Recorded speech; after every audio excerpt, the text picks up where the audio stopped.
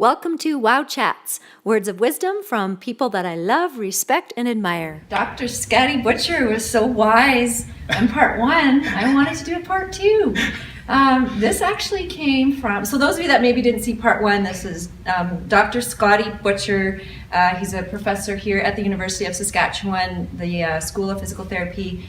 And we're good friends from way back in the day, went to school together, but we also are connected on Facebook, so I see all of your posts. And you had a post a few months ago, where you had something like, is all exercise therapeutic, or is it time to drop the therapeutic in front of exercise? And there was great comments, so check out his page and the thread, it's phenomenal. And I put my 2 bits in there, and I knew what you were getting at, but I also thought, well, it maybe depends on the person who's prescribing or giving the exercise. So if you have someone who has really assessed the person, and then they really meet the person's needs, obviously physically, mentally, emotionally, and prescribes that downward dog, that might be more therapeutic than someone that just says, hey, do this down dog, and the person's afraid of it, and it hurts, and it's causing all kinds of unfavorable results. Then that wouldn't be therapeutic. And I'm going to say one more thing. But then you had mentioned, I forget how you responded to that actually.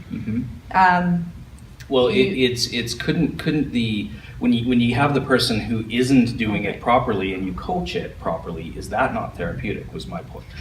Right, yes. And I would say, yes, that is. And then I also commented and I said that I think even a really good coach or therapist can prescribe an exercise that may not have therapeutic benefits, and vice versa. So someone who really isn't trained or doesn't really know anything, Joe Blow off the street, could come in and give someone a movement, hey, do this, and that inherently could be therapeutic for that person, is my opinion, because to me, the therapeutic benefit or the therapeutic effect is happening inside the person's system. So whether or not that exercise is therapeutic or not depends on, that. So I don't know what. So do you have? Well, it's interesting because I mean my viewpoint, and the reason I put that post up was that all exercise is therapeutic.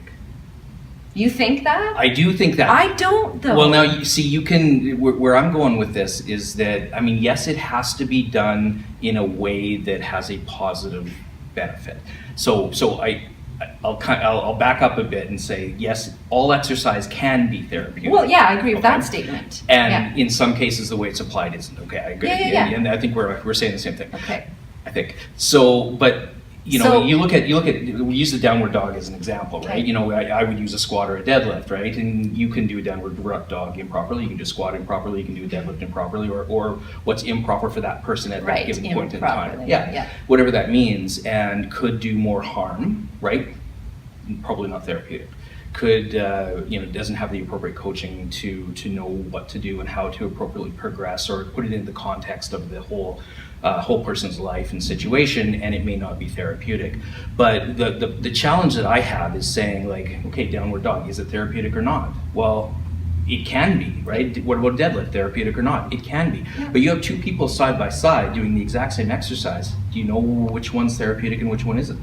I would argue you don't. I would say that if they're doing it well, whatever that looks like for them, they're both therapeutic. Even if one was assessed by a physio and has a full range of reasons why they're doing it, and the other person just is doing it because they want to, but they're still doing it well, both therapeutic. Both can be therapeutic. Yeah. So that's where, like, I agree with that caveat that those 2 situations you just gave, I think, they both can be therapeutic. But by looking at one, again, you don't know what's going on inside that person's body, even with the best coaching or not, or you don't know, again, mentally, emotionally what's going on, and and then so the result from that may actually do more harm because maybe it increased their fear. I mean, I'm kind of going to the psychosocial aspect which we should. But then it wouldn't be therapeutic. So right. I think the statement that all exercise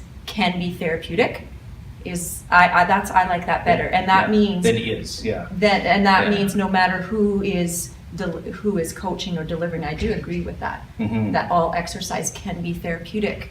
And I think one of the challenges is that when people think general exercise versus therapeutic exercise, they make that distinction, and this is where my beef with the term comes from, because somehow when we do our physiotherapy type exercise, it's supposed to, in some people's eyes, look different than what you would see in general pop type exercise, and there's a lot of people that argue that prescribing someone using a barbell, using heavy strength or something like that would be well beyond the therapeutic situation. And I completely disagree with that all exercise can be therapeutic, and that we shouldn't be stuck in the idea that it all has to involve TheraBands and tubing and isolation exercises and all that stuff, because that's the stigma that we have, and not that you wouldn't do some of that even in a general pop type situation. It's just different ways of prescribing exercise, and it's not inherently therapeutic or not. Yeah, I see your message now and where you're getting at, and I like it, and I'm on board with that. Yeah, I think I can see though how the pendulum would swing, because the other thing is I think we still need to value the importance of someone who is well trained in assessing people physically, mentally, emotionally, and then giving them a movement or an exercise or an activity that is unique to them to maybe optimize the therapeutic effects. So I think that's the other thing, like I just want to say, there's still lots of value, of course, in our profession and professions like ours that have a lot of training and assessing. But like you said, pendulum kind of swinging the other way too, like someone who is doing